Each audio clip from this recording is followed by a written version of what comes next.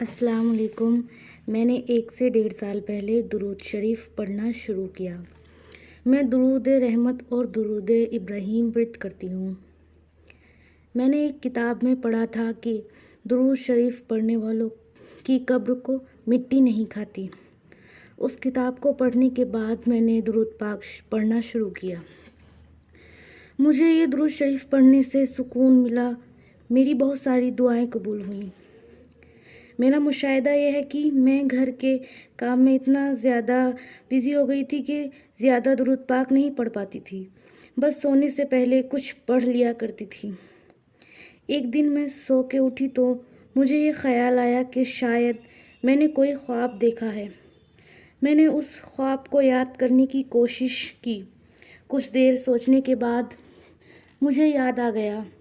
میں دیکھتی ہوں میں ایک قبر میں ہوں اور وہ قبر کمرے کے برابر بڑی ہے۔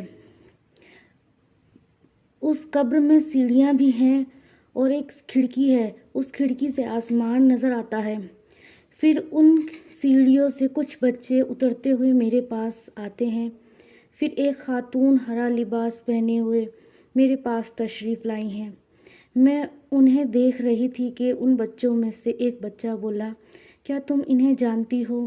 یہ حضرت بی بی فاطمہ ہیں، جب رضی اللہ تعالیٰ عنہ ہیں۔ جب ان بچوں نے آپ کا نام لیا تو میں پہچان گئی۔ پھر میں نے آپ کے ساتھ نماز پڑھی اور پھر انہوں نے مجھ سے کہا کہ اب سے یہی تمہارا گھر ہے اور یہیں تمہیں رہنا ہے ہمیشہ کے لیے۔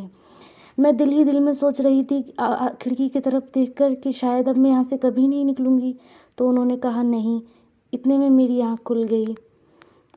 یہ خواب دیکھنے کے بعد یہ سبق ملا کہ ہم کوئی بھی دعا مانگتے ہیں، جائز دعائیں، ہر درود شریف پڑھنے سے ہر جائز دعائیں قبول ہوتی ہیں۔